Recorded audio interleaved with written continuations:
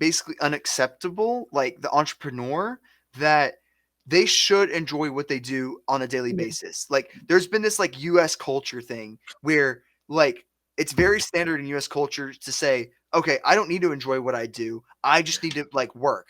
I just need to work and make money. It's very standard in American culture. I just need to work as hard as humanly possible, and enjoying my job is secondary. That's very, very normal for a person to think that in American culture.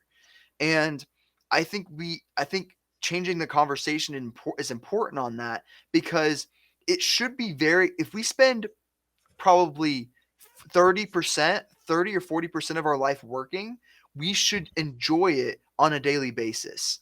And that goes for the entrepreneur and the employee, both. Mhm. The entrepreneur, you don't have to hate your life and like grind 14 hours a day, hating every piece of your life. You can get entrepreneurs, you can get other employees that enjoy that particular task. Like I said before, I hate doing blogs and graphic design. I have employees that do blogs and graphic design because I would be miserable if I did that task. So realizing that you don't have to hate your life, is if you're an entrepreneur or an employee, you can actually do something that you're naturally curious about. Following through the multiple streams of curiosity of what you're interested in, and you can naturally find a job for that particular category that you're interested in. Think about it. I'm interested in neurology, which is like a whole other like thing. Like that's like a whole like I could have been like a professor, a neurology professor or whatever. You But will probably no, someday. there's no way. But like I could have been like a neurology professor, but I'm in marketing. Like it's about applying these super weird things that you're curious about and applying them randomly inside of a job that could potentially make you some money. And when you're building a personal brand, the more opportunities you have of making your passion into some type of profit in Perfect. some weird Mm. way. So I took my passion for neurology, applied it to marketing, and now I'm able to test for multi-million-dollar brands, which I make a lot of money for them now. And Yeah. then you can do the same thing for another random particular skill. If you love doing art, you can apply that to Photoshop now, because every business needs Photoshop now at this point. So like you can apply these random things that you're curious about, these random things that you're passionate about, and making them an employee. And then it just comes down to people knowing that you exist. That's where brand comes in. That's where content comes in. So if you're able to show those skills, show those passions that you have, and apply Mhm. more context about that, then you're able to really get a lot more of opportunities and go, like, for example, if you're passionate about art, then you say, okay, if I'm passionate about art, I need to start learning how to do Photoshop, because that's what everyone needs these days. And then you can start posting about Photoshop tutorials on YouTube. You can start talking about Photoshop on LinkedIn. You can start applying for jobs on LinkedIn and other things like that, and start developing your skills in that particular So, way. And you now have a job that you're passionate about, and it's just something as random as art. So there's a lot of opportunity out there, and especially as the huge labor shortages in America, um, there is like literally every single job, every single sign in Texas right now, they are requesting for a job. So if you need a job, there is literally every single business needs a you have a huge labor shortage right now. So so there's no are you excuse. saying that people should look at their passion and then look for the need in the market and try to merge it, and then there is an opportunity for them to grow and build their personal brand? Exactly. Yes. That's exactly it. So, like, it's really reframing the conversation from American culture, where you say, find it, like, graduate college, find a job, doesn't matter if you like it, just find a job and just work the rest of your life, and it doesn't matter, just make money and just go through the corporate ladder, even though you have to deal with all the politics, hating life, everything else, spend 40% of your life just hating your life, and that's no way to live. And then reframing the conversation, taking a step back, saying, okay, what am I naturally curious about? Like writing down a list of what you're naturally Mm. curious about, like art, graphic design, whatever it may be.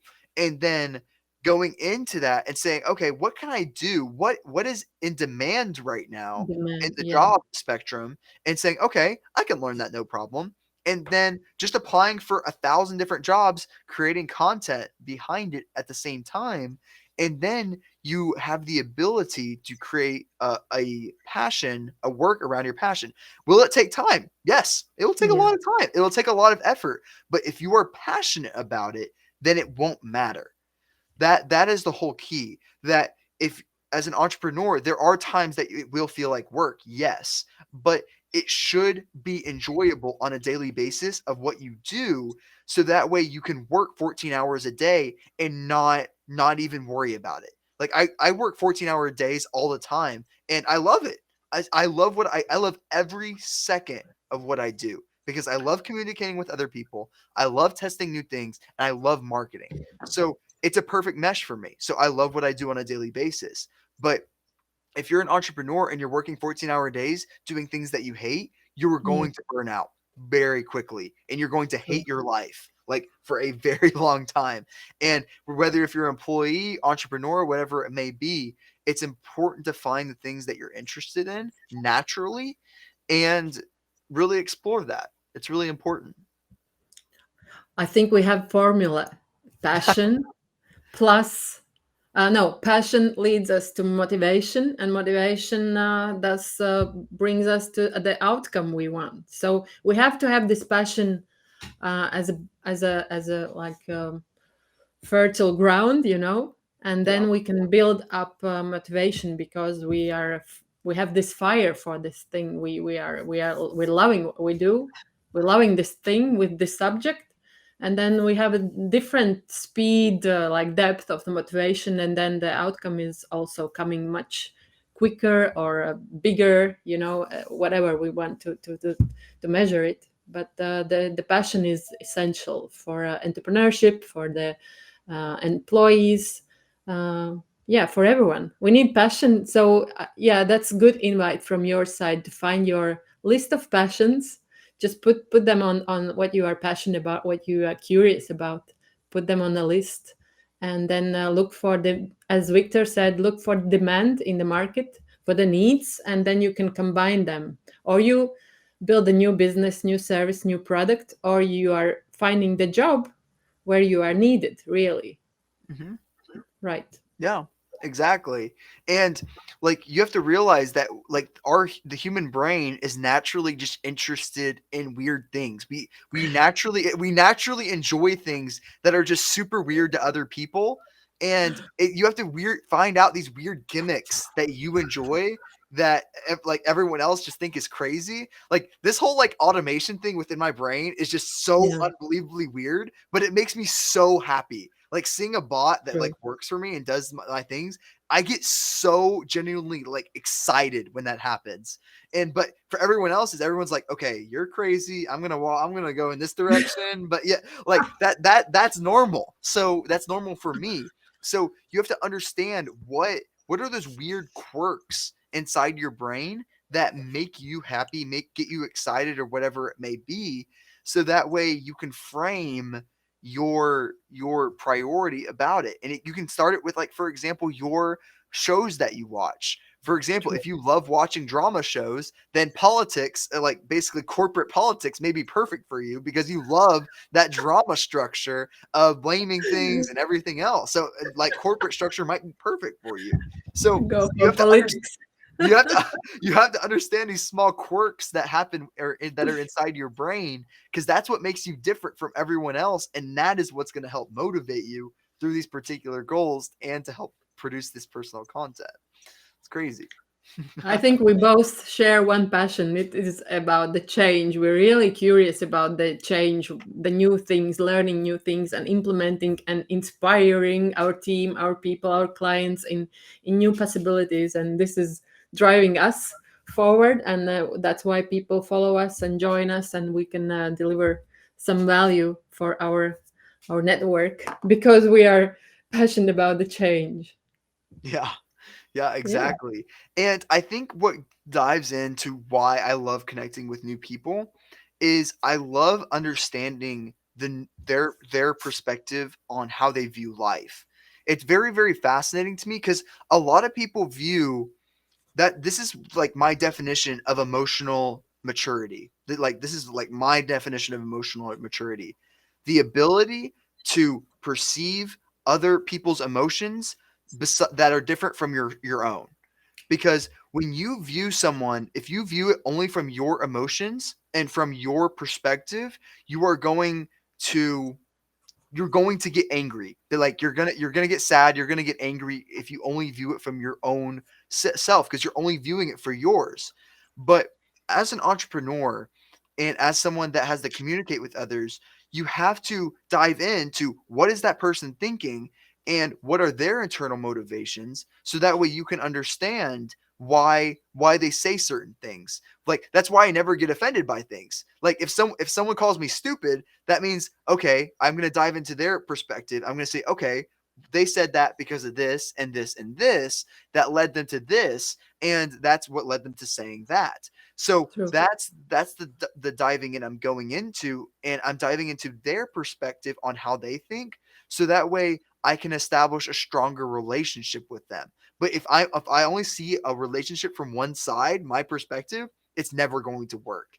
And if you want to be with compatible with the most people possible, you have to you have to change. You have to change. You have to be open minded, see it from their perspective, and say, okay, that's actually pretty good perspective, and then apply it to your life if you enjoy it. You don't always have to, but it's just something that it's another way to really establish a strong connection with someone if you open up yourself to that perspective and really add that whole other level of emotional intelligence for someone.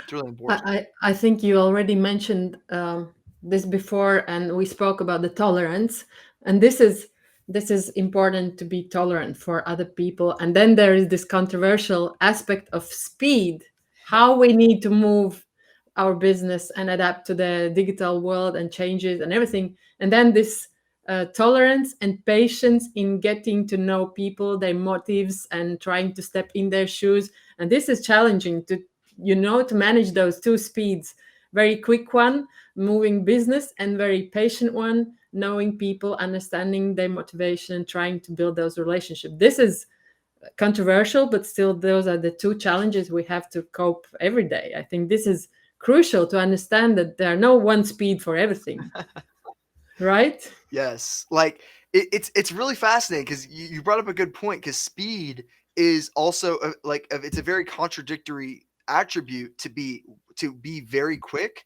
and be patient at the same time. Yeah. Because my mind goes go go go go go go go go extremely fast, and like obviously I would love instant results, but it's very interesting that I go so fast short term, but I only think in long term perspective. It's very, Mhm. very fascinating that I go extremely fast on my day to day, but I only think of things long term. And that I think a lot of people work really hard for those short term gains to get Yeah. like those instant reward and instant success. But my motivations are different. Those people that are motivated by short-term success, they're motivated by external factors. They're going for the extra piece of money or extra thing of something else. But I'm motivated internally. I'm motivated toward those long goals that I'm going every single day, 14 hours a day, but I'm going for my long term. I'm going for building relationships, building my business. I'm only thinking in 30-year perspective. Like 10 years is my short term plan. That is how long I think. So that's crazy.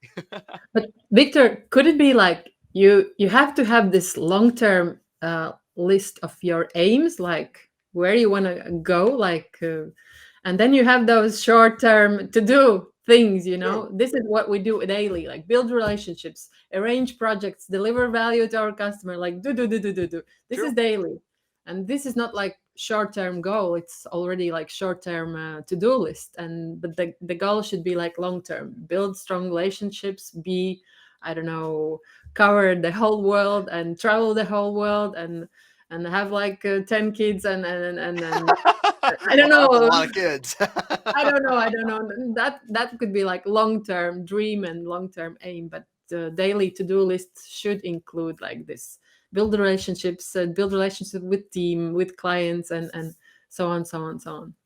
Yeah, and I think that adds on to like why because I have to blast through my day-to-day things all the time, and like honestly scheduling the next day, like it's kind of funny. I only plan in like 10-year terms because like literally tomorrow I have no idea what's going to go on because I'm Mm. not organized. I don't plan things.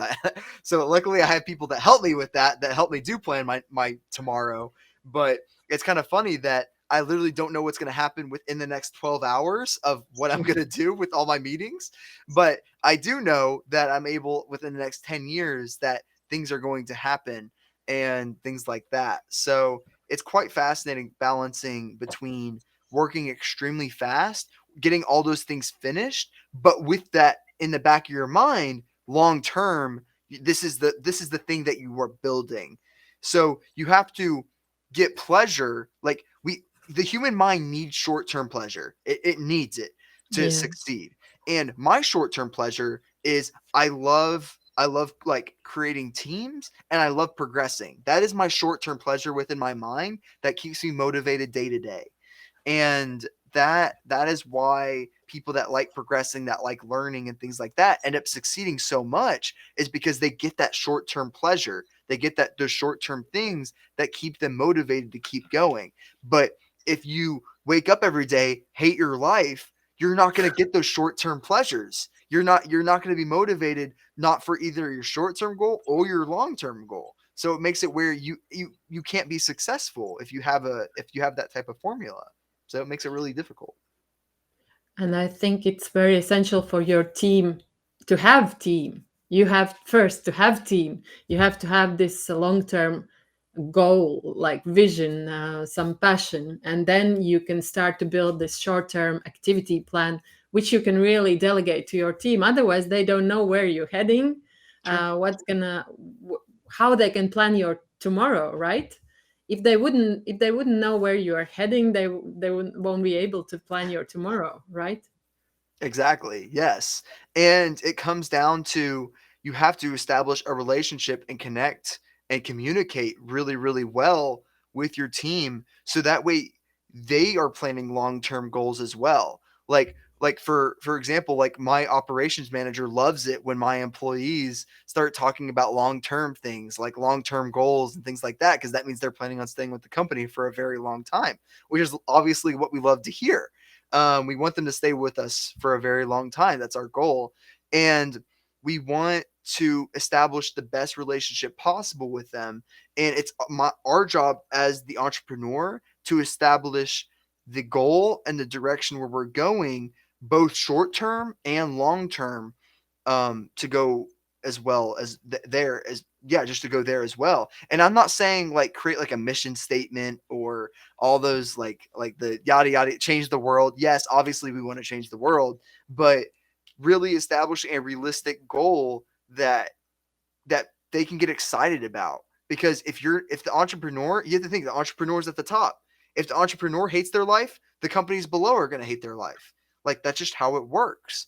So if you're at the top and you love what you do, then it creates the natural flow of culture. Everything's a waterfall effect after that. So if the person at the top's super passionate, then I you have to realize that like 90 like it goes 10%, 10%, 10%, 10% of every level of the company. So if I start out at like 100 as like because I'm super passionate, then my managers are going to be at 90. Then the other managers are going to be at like 80, and then the Mm. bottom of my company is only going to get like 60% of that of the passionate that I give off. So, but if the entrepreneur at the top starts at 50 and then it goes down, it's Yeah, really there's difficult to work nothing. for because the ending person ends up getting zero. So my job is to give as much passion and understand each employee the best I absolutely can, so that way I can help create the best culture for them because that's really important. I recently, Victor, heard one interesting story about the entrepreneur who is bringing the local business globally from my country, and he had this great insight that it's amazing to motivate your team to grow, Mhm. to stay longer with the brand, but you can also motivate them to develop their own ideas, which can be startups, and then your company can be, supportive for their business. You become part of their business and you grow business already together with your team. So still those people stay within your field, within your circle, but they have another motivation because they can develop their own passion. Maybe it's not passion to stay within your business forever, but still to be close to you, because you are already like minds, and you have this common culture and Mhm. values. So those people stay in your bubble, and you are already developing another level of business. You are growing different businesses together with your employees. There's no reason why someone, I couldn't agree more with what you said. Like, it's there's no reason why someone can't be doing what they do, what they love on a passionate level every single day. Whether if it's after work, whether it is your work, whatever it may be, that if it is a passion, you will make time for it naturally. If you are do a full day of working and you are exhausted, and like if you're passionate about it, you're like that is what's going to motivate you to do your next project. That's what's going to like motivate you throughout your day. You're going to be, yay, I can work on my art after this, and you're going to be super excited, and that's gonna what's gonna be motivating you throughout your day. I could not agree more on personal projects, because my personal projects that I created is the reason why I am here. I'm not even joking. Like the reason why I learned video editing and all these other like marketing related skills in the first place was through these personal projects. Like for example, the reason why I got in marketing, I created a neurology site called Neurons Matter, and I wanted people to know about this website, but I didn't know how. I didn't know anything about marketing, and then I was like, wow, I should probably really learn marketing. This is probably really important stuff. And then that's when I started learning SEO or social media marketing. That's when I started learning that. And then wanted to create a video game at one point, and then I was like, okay, I need to create a trailer for this video game. That's how I learned Premiere Pro, Adobe After Effects, Photoshop, and I created everything, learned that process, and then I was able to build that out. And that's how I all the skills I have are from these random personal projects that I work on that has like completely changed my life forever. And it's crazy. Like for the video game that I wanted to create, I guess that's how I started out Facebook ads. I started targeting competitors of other video games toward my social media stuff, Yeah. and then that's how I started out with Facebook ads. Then I once I got the Facebook ads, I started doing it for businesses. Then I started doing Amazon, and like it started this whole cascade. But you have to start somewhere. Like you these personal projects will lead you to something, but you like it. For example, if I was just a normal person, just a normal 15-year-old, I would have never gone down that path.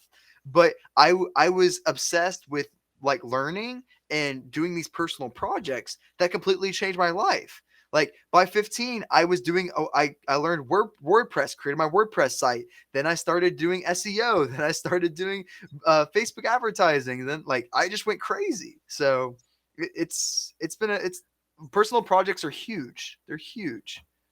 I think it really matters what you say, that even if an entrepreneur, for example, is over 20, over 30, maybe over 40, and is not living in his parents' house, and he has to earn money for his family. But I think it's wise what you said, that you have to have those side private projects, even if you have to work more at some point, at some time, but still you have this chance to develop yourself and discover yourself, and that will lead you to more opportunities and more ideas than maybe those new skills you learn can be your life changing opportunities after, and you don't have to work anymore at that job, and you have your business opportunity, and then you can launch your own thing, and be more, wealthy, happy, whatever you want. But you have to have this passion thing, and you have to invest some time to know what's behind it, and invest in developing yourself as well, right? Yeah, and exactly. Like it depends like how much you start. Like you just have to like even if it's doing 10 minutes a day, And that Mhm. 10 minutes of progress you made, you make it literally like a post about it, a social media post about it. And the more people that, if you have a passion about something, someone shares that passion. There's 7 billion people in this world. So there is one other person in this world that shares your passion to do something. And that one other person that does, you can have a relationship with, and that relationship could end up changing your life in the next year, saying, "Oh, you enjoy this specific art? That's so cool. I just found out that another I just got hired for this one job. They need another person." And then you get that one other person in the world that does that specific art you just found a job for. So the more people that know your passion about what you want to do will guide more opportunities for your success. So it's important to, yes, do that passionate thing that you love, but if you want more opportunities, if you don't want more opportunities, you don't have to worry about sharing it with the world. But if you are struggling to say, how can I get paid for the things I'm passionate about, that's when you have to bring in and say, okay, I need more people to know about what I'm passionate about. And the best way to scale that is through social media. But you can start out with friends. Like if your True. friends already know, and then that can end up changing your life. But social media, by just posting it, you're able to get so much more scalability on that, because there's going to be so much more people you can connect to, like all over the world, really, and you can really establish a really great relationship with them that can end up changing everything for you. I really like what you say, and I think social media is also like our accountability partner, right? When you publish something, you are already accountable for what you are saying, for what you are like, yeah, confirming that this is your passion, this is your service, this is your knowledge, this is your expertise, this is your hobby. So you cannot quit it tomorrow. So so this is also a good way to proceed with what you have started. So I think that's what we do. We just continue. We are not stopping. We are just testing, varying, and A/B testing every day. That's me and you. Yeah. Just like you and me in different fields, maybe, but still we are challenging ourselves to grow, to test. And this is a good thing to do for entrepreneurs or individuals, just to be accountable for themselves and then go and test and not hide and not wait for the right day. Just start now, as you said, maybe 10 minutes, then maybe you have 1 hour more time to spend on some skills, some learning, some practices, and just grow your understanding of yourself, right? Yeah. And like it comes exactly what you said, going down to yourself and understanding your own internal motivations. Yeah. Like for us, we post content because we love testing new things. We love trying and progressing and figuring out what works. That's what's interesting to us. That is our internal motivations. But if you're passionate about something, you can guide that. Like for example, if you love painting art, and you can say, okay, I love painting art and I want to do this the rest of my life. I need to start posting this on social media now, so that way I get more opportunities. So you may dread posting it on social media, but you have to realize you get more opportunities that way by posting that content. So Hmm. you have to realize what internally motivates you. Find out first, like through natural curiosities that you may find. Figure out what motivates you on a daily basis and write them down. And sometimes it's really hard because they're random quirks in your brain that are really hard to spot, like why you're motivated for particular things. Like it's weird. Like one of my friends loves nighttime driving. Literally loves it. Like he just goes out and just drives at night, just drives in a circle. It's for me that's the weirdest thing ever. I just get to my location, whatever. But like that's a random quirk for him. He loves doing that. That's his reward at the end of the day for working. So that's what he does. So like it's about finding these random quirks inside your brain and figuring out what motivates you to do it, so that way you can help guide and channel that motivation toward wherever it is. And most of the time it's you want to do something you're passionate about. Most people in the world want to do something they're passionate about and make money doing it. That is the most people's goal, to do things. And the way to do that is mainly through posting social media content to get the most opportunities possible. But then you also have to find what internally motivates you to do those things, and that's the hardest part for people. They don't know what they're passionate about, and the best way to find that is to find those random quirks that are in your brain to figure out what you're passionate about for most of the things there. I that really resonates to me. Like I discovered while you're speaking, I discovered that I really have this passion for early morning running, and I understand that for me, health is very essential. I want to Yeah, feel healthy, uh, like tie my shoes, step on the third floor easily. You know, I don't want to be like stiff and yeah. I really yeah. want to be very healthy. And Mhm. running gives me a lot of good hormones. I really feel very happy. So I have Yeah. this healthy aspect and happiness aspect, and then I share those experiences on social media. I inspire other people to think that maybe they can go for a walk, go for a run, ride their bicycle, do something for themselves, and at the end they maybe change their habits. So this is my passion, which leads me to my occupation. I'm a consultant of healthy lifestyle. So this is really that I didn't know before, and now it really leads to my business. So this is what you say. You never know how your passion can lead to your business. Yeah.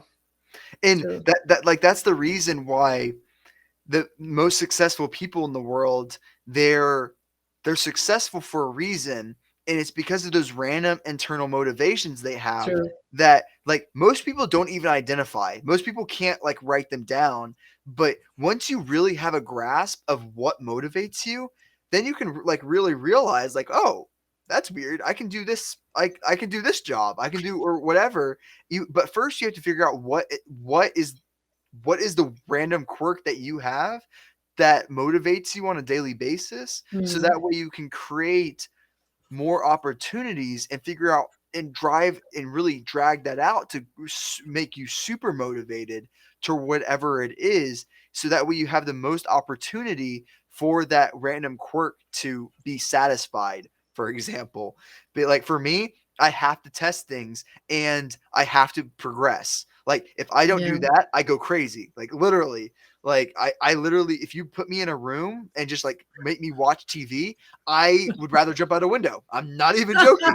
Like it is like I am obsessive about wanting to progress. So, like for example, like if I have to wait in a waiting room without my phone, I literally will sit there and think about philosophical things just so that I can feel like I'm progressing and progressing my brain, just so that way I can feel satisfied in that direction. That is how like weird I am. So that random quirk that I have of one needing to progress and feeling like I need to make progress for my future, that is really important to me, but I know that is what motivates me. And me knowing that is extremely strong. Like it makes it where once you know what motivates you, nothing can stop you after that. Like it's actually insane. Once you're able to identify your top 3 motivations, your random quirks, your random curiosities that make you passionate about things, that is an extremely strong realization once you have it, because you're going to realize like, wow, I've been doing this thing, this random quirk my entire life, but now I found something that I can actually do with it. It's just it's really interesting once you find out, and like once you start doing it, you're like, wow, I really am happy right now. Like for example, your morning run now, you're going to see like, wow, I'm really happy right now. Like you're gonna like see that, and it starts with taking yourself out of your perspective, realizing what are these random things that happen, and really putting them together to make a better experience for yourself. Amazing. I just put my notes, and I can we rephrase it that the self-realization actually is a like foundation that gives you more self-confidence, and then you discover more opportunities which lead you to more uh, success. So Yes. it's very important to understand more of yourself, and then it just equals the success and happiness for you. True. And it comes down to what I said before about taking yourself out of your own perspective, because you first, when it comes to self realization, you first have to know who you are as a person. You have to dissect the attributes that you have first in order to really run a team and identify other people's attributes first. So you have to realize you have to like writing it down helps too, saying, okay, these are my strengths, these are my weaknesses. You can start out with that saying, okay, I'm really good about automating systems. I suck at organizing, which is kind of weird. It's kind of like one of those things that's who I am. Okay? And then once you're able to do that, you go, okay, why are these my weaknesses? I suck at organizing because I enjoy chaos. I'm a very scattered brain person. I only am comfortable when all these things are going on in my life, and True. that makes me happy because I feel like I'm very efficient. So then you're able to understand, okay, now I know why I those are my weaknesses and why those are my strengths. And then you start looking at those particular weaknesses and you try to identify that in another team member. So another employee. So, for example, my project manager is extremely organized. So I need someone that is able to get me a bullet pointed list about the things that need to be accomplished and figuring out those attributes. So I need them to be very text oriented, very structured on the way they do things, and very organized. They help me out because I'm a very unorganized person. So it's about identifying your strengths and weaknesses, why they're your strengths and your weaknesses, finding out the personality traits in yourself first, and True. then you can apply it to other people so that way you can understand their personality traits as well. Because if you want to figure out other people's motivations, you have to understand your own motivations first, figure out Hmm. your own quirks, figure out your own things. There's a lot of things that have to happen first, and then that's why it's so rare for an entrepreneur to care about the motivation of their employees. Most people don't even care, or don't even bother to like know the first step to care, why they should care, the first step to care, or how to care. The reason why you should care how to motivate your employees, because they will care more about you and work harder for you the more effort you give to them. The better the relationship you establish with your employees, the better they will work and they will try to help you out. That is why you should care about your employees. How to, you first have to identify what motivates you. Why are you getting up every single morning and working? Are you motivated because you like building businesses? Are you motivated because are you trying to accomplish this certain goal? And figuring out those inner quirks inside yourself, and then asking, okay, if I enjoy this, this is my motivation. Why are Yeah. they working for my company? Are they doing it just purely for money? Most likely not. If they're committed and working hard, they're not doing it just for money. They have some internal, they have some internal thing inside them that motivates them to a whole other level.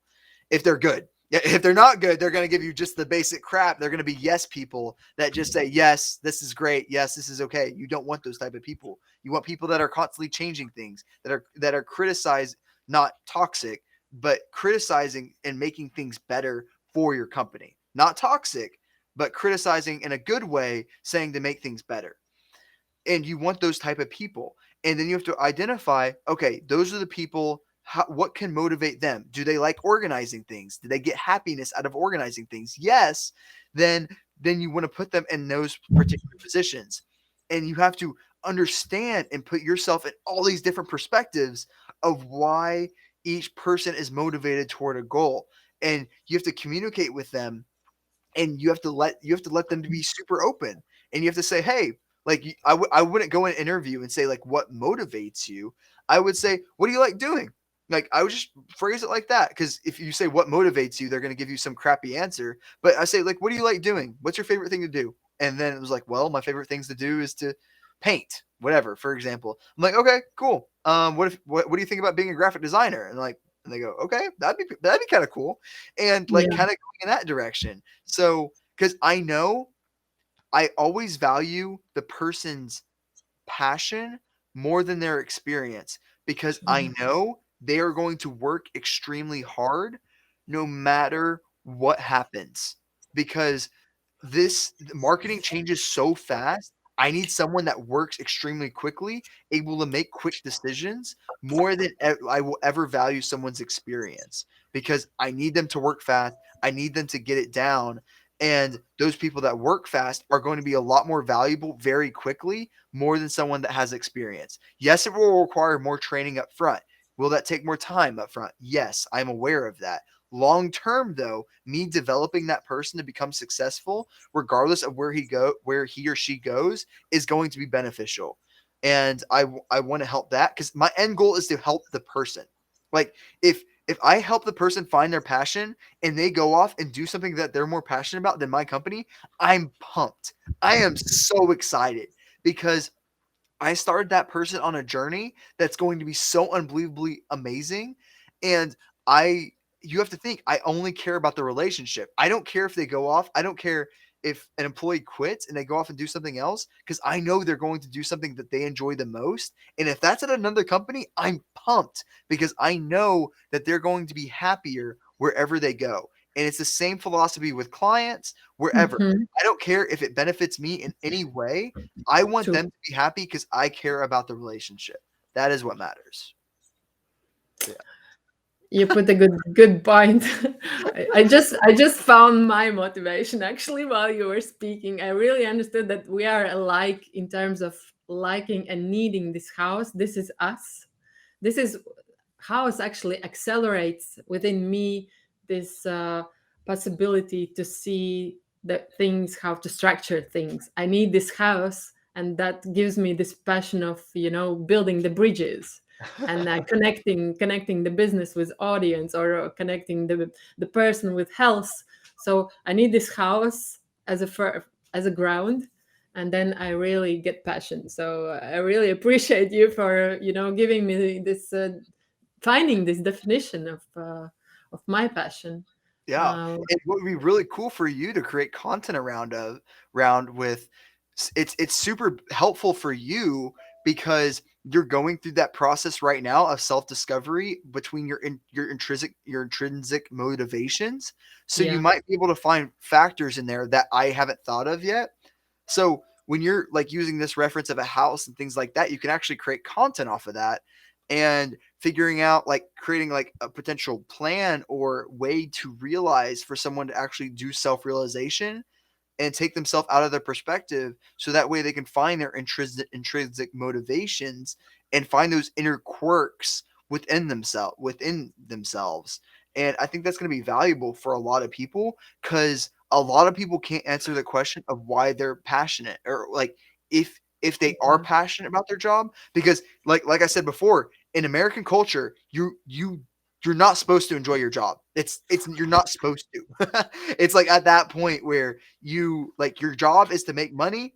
That is it in American culture. You're supposed to work as hard. You're supposed to work nine to five every single day. Work as hard as humanly possible because there's always someone there to replace you. That is American culture, and I don't like the way that's phrased. I don't like the way that's structured, and it shouldn't be like that. People should be enjoy what they do on a daily basis, and that should be the reason why people work hard. It shouldn't be that oh, this person is going to replace me and the next like if I don't work hard or that like or someone's being angry and says like something toxic for someone to work out. That's what Steve Jobs does essentially.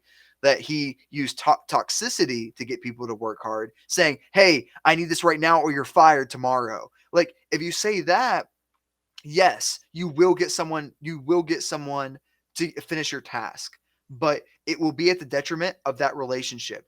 I can't tell you how many employees I've hired through referrals because my culture is so good. Like people say like, "Hey, I love working with Victor. He has the best culture ever. You need to hire this other person. She's really good and I want her to work with us." And I go, "Great. Sounds good." Like and then they end up being amazing employees because that is what the culture I created. And now, if I was toxic, that connection would have never have happened. If I was toxic, they would have said, "Okay, don't work with Victor. Yes, he pays well, but he's not going to. he's not going to actually have that good culture, because I want to have that extra layer of intrinsic motivation of why someone wants to work with me, rather than just surface level, which is just payment. Because you're going to get the same garbage that everyone else can do if you just have the motivation to get paid. I don't care about that. Like I know like you're gonna you I can easily get people that are motivated by money. That's I'm gonna get some garbage result out of it. But I True. want intrinsic motivation, because that's where I'm gonna get the real quality. The people that are always wanting to change, always wanting to evolve and to do something better, because I know they're passionate about it. I know they're going to want to keep progressing, and that's really important to me. I want to make sure that they're progressing, that the company's progressing, and everything else. It's important. I think, Victor, you're telling that people can start to love what they do when they find their passion within it, and then they have another like dimension of motivation, and then the outcome, of course, is completely different. So you can find the angle how you can start to love what you do, just discovering yourself and your passions, right? Mhm. Yeah, and like when it comes down to it, a big question I get from entrepreneurs is how I find passionate employees. And it really starts with trying like getting finding out whatever it's like Indeed, whatever job site you posted on, getting a lot of applications. You need a lot of people to work with. Like you need at least 25 applications, like or above, because if you have a small sample, it's not going to work very well. But with a bigger than 25 sample, then you basically divert, and you can start really understanding what like understanding how people work. So I send them an overview video of the person I'm looking for, and I ask them, okay, how would you optimize this process? I send them what's going on. I ask them, what's this process of how would you develop this? How would you make this better? And that person that ends up giving me the best response, I know that they're going to do a good job with it. And then after the response, I say, okay, how how would you help with this? And what would you like to do in the company? What are you most passionate about? What where do you want to be? What do you enjoy doing the most? And after I do that, I'm able to understand what motivates them. I understand what they're good at, so I know that they have deep knowledge and the expertise. I answered my first question. They have lots of expertise because they answered that question very well of how they would optimize that process. So that's one factor I know now. They know it really well. Second factor in there is I'm able to figure out what their internal motivation is. Yeah. If they give you the general response is like, "Oh, I just tell me what I need to do and I'll do it." There's a lot of people that do that, but I want to find people that are that love enjoying doing that particular subject, so that way I can help specialize in that particular area, because if they give me a general answer on what motivates them, I know they're Yeah. motivated by money. So Yeah. like that's what I don't want. I'm okay with people being motivated by money. I'm okay with that. But I know I'm going to get a much less result if they were intrinsically motivated by it. So True. it's really important for me to understand what motivates them, so that way I can provide the best job experience for them as possible. Because if someone is not enjoying their job, it's my fault. It's 100% the entrepreneur's fault if they do not enjoy their job on a daily basis.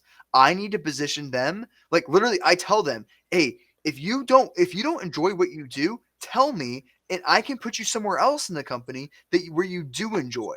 Because I have as an entrepreneur, I have two jobs: to make sure they enjoy their job on a daily basis and that make sure everyone is communicating. That is my two jobs as an entrepreneur. And if they do not enjoy it, it is my fault, and it is my job to do something about it.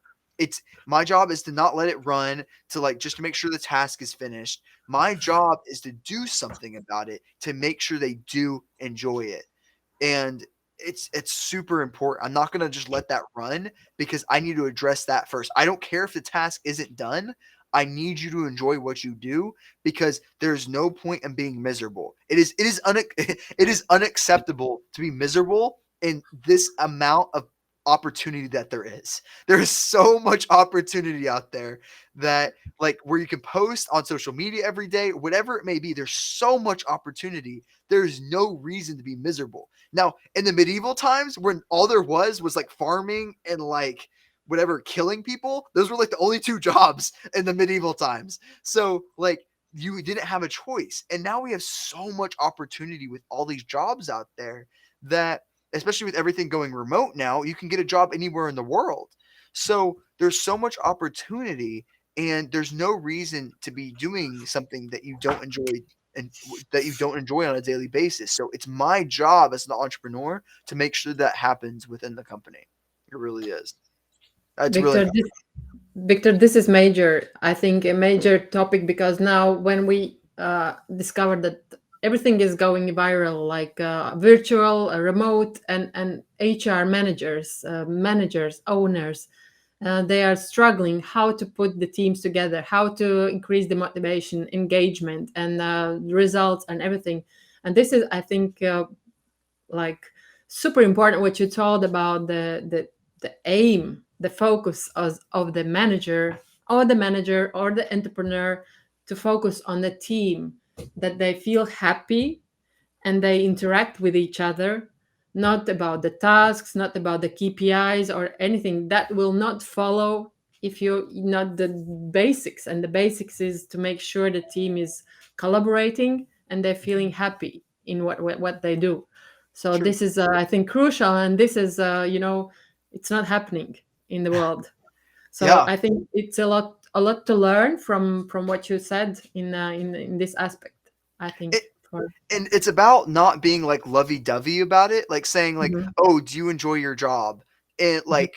like in like phrasing it in questions that give you like general responses. Like, "Oh, like how do you enjoy your working with yada yada yada?" They're always going to say yes. They're always going to say like yes, they enjoy working with whatever.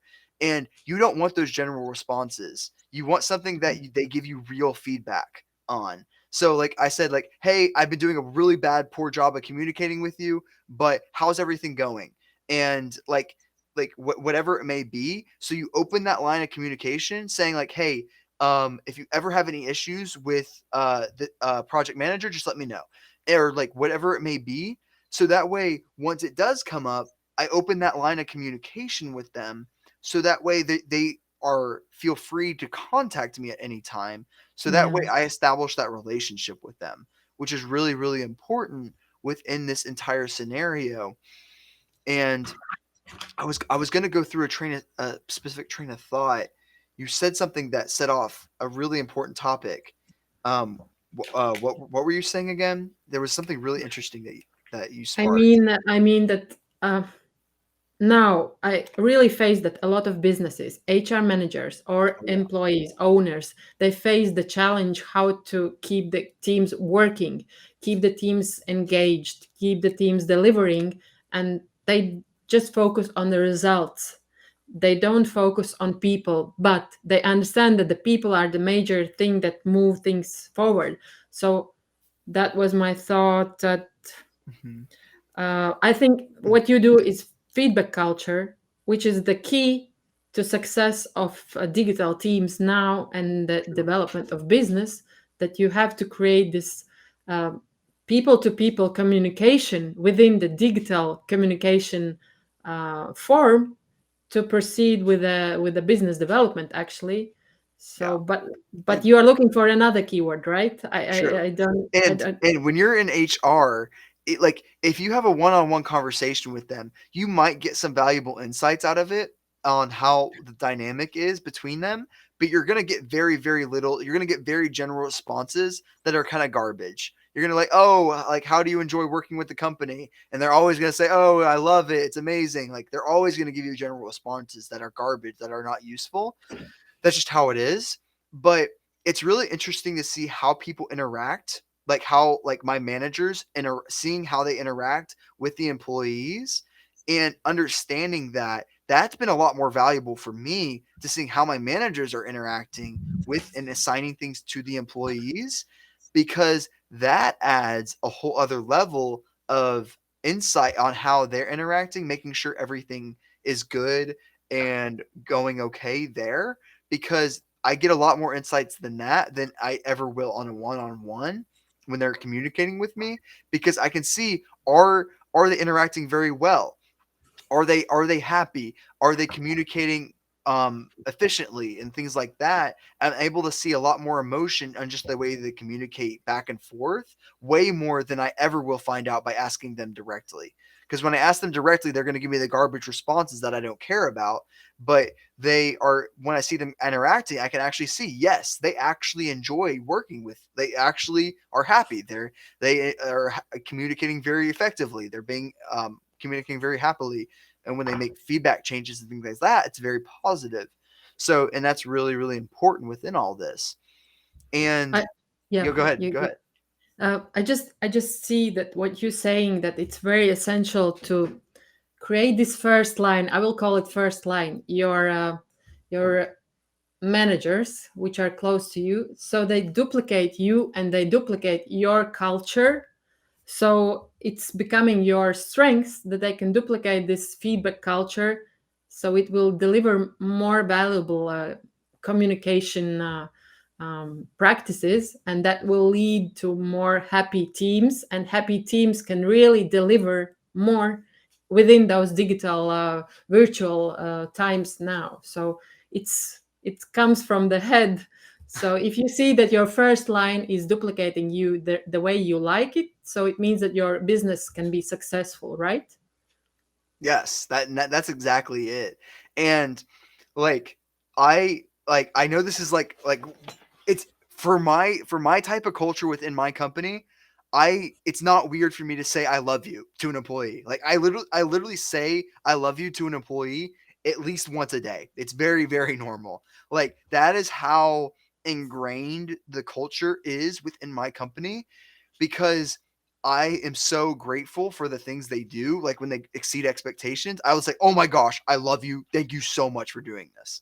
Like because it's just that's how normal it is for me. And I found it really fascinating that even my project manager, my operations managers are even starting to say the same thing too. Is like, oh, like they start saying, "Oh my gosh, I love this. I love you." Like, and they start saying the same thing. I'm like, "Wow, I did that." And so, because in business, it is very, very foreign to say those type of things in any work situation. It is weird to say those type of things, but the culture is so positive that it becomes normal for you to say, "Oh my gosh, I love you. I love this," or whatever it may be, because that is how positive the work culture is. So that is how I kind of position it, and the managers are able to emulate that level of communication on how I do it. And it's kind of interesting that I like I said, speed is my number one thing. I work extremely fast, but I always make time to appreciate. I always make time to appreciate for what someone did. Mhm.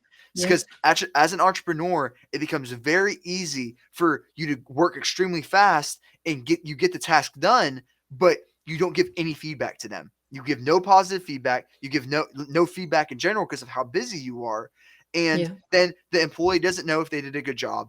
They don't know, because you have to think the employees are working for the altruistic feedback from you to make sure they do a good job. And if you don't provide that feedback, they're left out of the communication loop at that point. So as the entrepreneur, it's my job to make sure that feedback loop is always maintained. Even though I work extremely fast and go at the speed of light, I am still always making sure that I say, "Thank you so much!" Exclamation point. I love this. And like no matter what happens, so that way, yes, the task is done, but it is more important for me to leave that positive feedback, so that way that way I know they'll do a better job next time. And also that I give that appreciation to them, because it's so easy to, as an entrepreneur, to work extremely fast but not give appreciation to your employees, because you forget about it, because how fast you're working, you're only worried about the task at hand.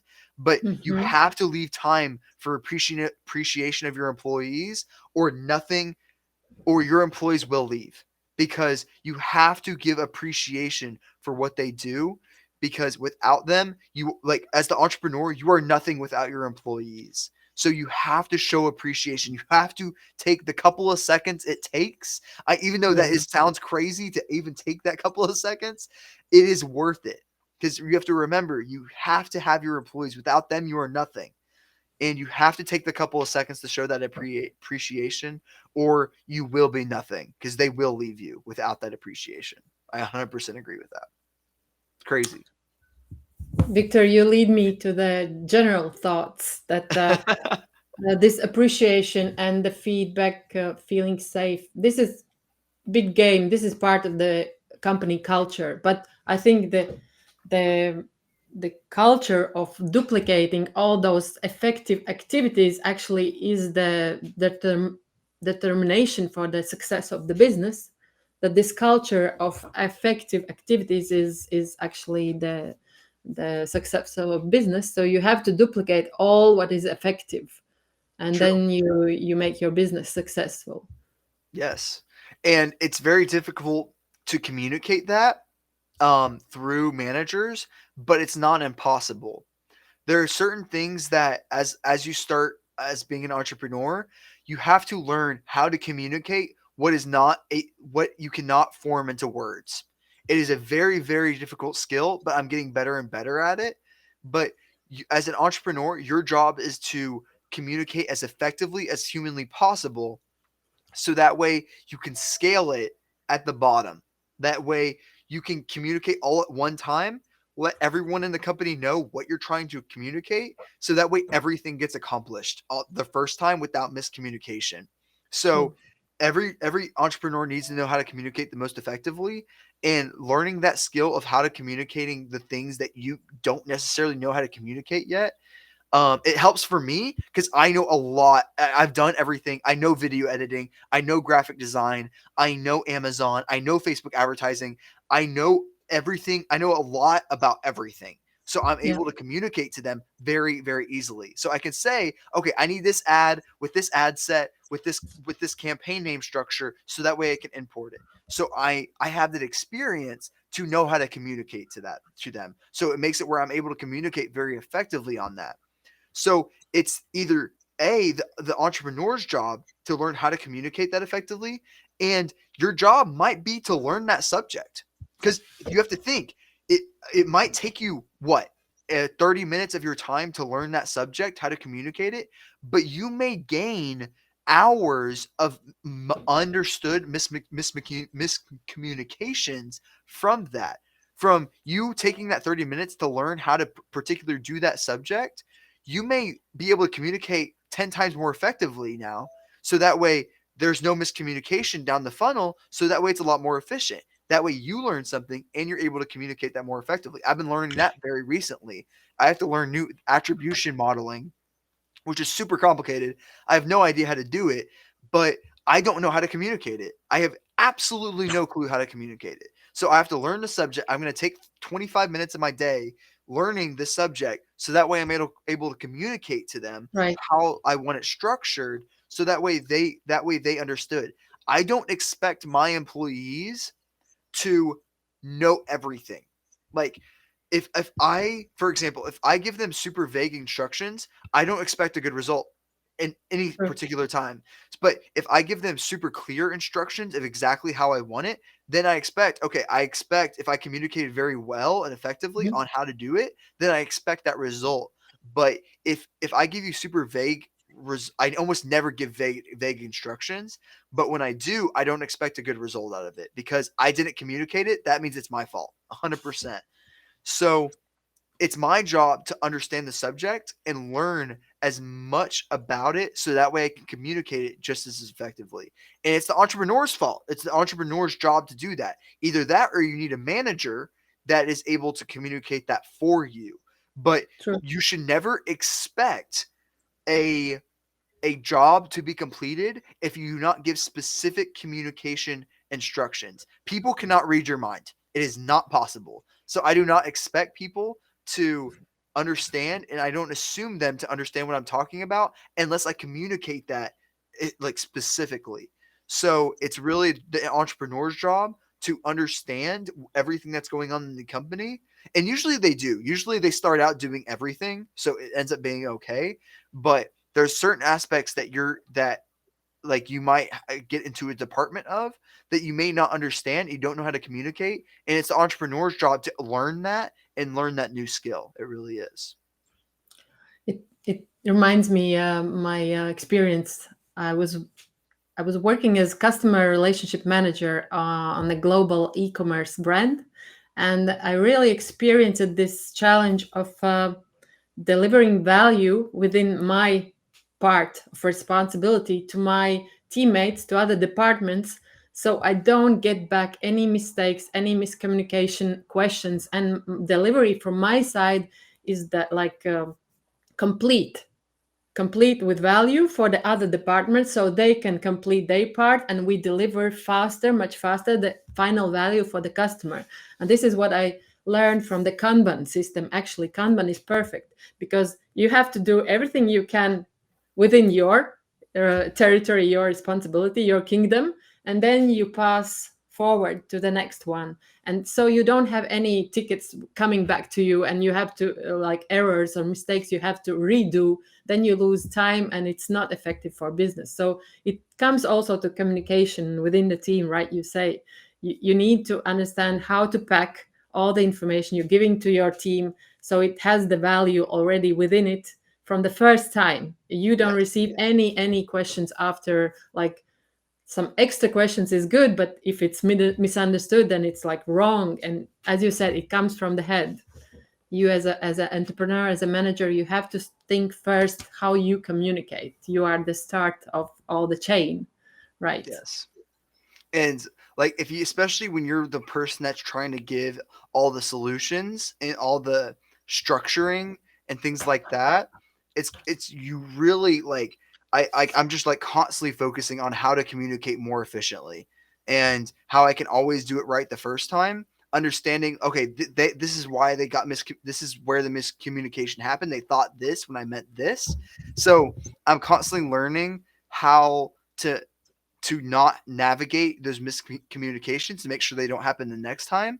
And it's the entrepreneur's job to understand that understand that where people may think, where, and really understanding how people may think about a particular subject, and where you have to dive into their mind thinking, okay, if I was them, how would they think, how would they understand how I'm communicating, so that way you can add a whole other level of communication for them. And also, as an entrepreneur, you have to figure out what is your best communication style. For me, it's video. I communicate all my things, my entire company. I almost rarely type. I do when I have to, but almost all my big responses are I just show a screenplay of, okay, this is what I'm looking for. I need this here, this here, this here, this here, this here. Looks good. Let's go. And then that's how I send my updates. And I send 300 videos a day like that, and that's how I communicate. But another person's communication style may be completely different. One person might be really organized, be able to structure it via text. One person may be able to do other particular they might do voice. They might just do voice and that's it. But for me, I have to show my screen and show exactly what's going on, and then that's how I communicate. So, and luckily other people, the other employees have been able to adapt to that, and it's a lot been very beneficial because I'm able to show them exactly how to do each process and show tutorials and things like that. So it's been really helpful for them to understand, and that's how I have been able to communicate so effectively to them and move as efficiently as possible with all that. Victor, I think what you're saying is that the format can be different from each person, right? For you, it's video. For someone, it's audio. For someone, it's emailing. But I think the main key topic is the value that you are delivering full information, which is needed for other people to start their part, right? And that could be like, that could be some systemized thinking of, I don't know, list of attributes you need to put on this, delivery to other people. I don't know, some process description also helps actually how you are delivering from one person to another, so the ticket is not coming back to you anymore. So that could be Yeah. different from business to business, but still I think the format, that's nice that you encourage to choose your own format, but still think of the value that you deliver all the information essential for the next part, next people who will deliver the task forward. Yeah, and I don't expect my employees to have the same communication style as that I do either. Like most of my employees are naturally like all my project managers, they're very organized. So they don't need the structuring of like they don't need all the craziness all I do with the video. They just basically they do a text structure as their response. Some like to do audio in there as well, but most of them just respond via text and that's how they communicate, and that's fine. Like I just read it and then I just create a video on what I just read. So I mean, I'm okay with it either way. It's just that I never expect my employees to be just like me in any way. Whether like if it's drive, whether it's communication style, whatever it may be, I never ever expect for them to have the same attributes or anything related to me because I Mhm. know that they're going through their own set of perceptions, their own emotions, and whatever it may be. So you have to realize that and not say, "Oh, like that employee's just dumb or something." Like, you can't say that. There's like a whole other level of communication you have to add that it's most likely your fault, the entrepreneur's fault, whoever communicated it. It's most likely your fault, the reason why they messed up most of the time. I usually give about 3 different videos about communication, and then I start realizing, okay, it might actually be the employee. But but you first have to, if you only give one communication point, like a random sentence, there's no way that they're going to understand what's going on by a one True. sentence like question, like, hey, can you get this report for me? And like, yes, they might get it to you, but it's also in their job to like your job to make sure you communicate. I need this report at this date range with this specific things. Like there's so much granularity to it that you have to understand in order to communicate to that. So, but you wouldn't know that if you don't have experience with it. So, it's important. It is. How do you feel? Can Good. we make a pause and continue this discussion some other time soon? I think Yes, we definitely. did discover a lot of valuable topics and keywords and inspiration. I think moments for or employees or entrepreneurs or individuals I or totally agree. HR managers as well. Yeah. Yeah, I totally agree. Is there anything you want to say before we hop off? I think we did good. I really think that on top of everything is value. We value people. We value what we say to people, or it's our team, or it's our audience that we pressure. We are we don't put pressure on time on other people. We can really enjoy being speedy ourselves, but we really take time on building relationships. Also, social media, it demands the time we need to be consistent and also understand that it's long term investment, but we never know when the call is coming to us, so we should be ready. So I think um, to be close with your people is the key for the digital leadership in nowadays, because people are the main thing to the business today. So Totally that's agree. that would be from my side. Yeah, yeah, I totally agree. So yes, we got a ton of content. It is 1:30 a.m. So I'm going to end the webinar right now. Thank you everyone for watching. For the people that at 1:30 are watching, thank you guys. We'll talk to you later. Thanks, guys.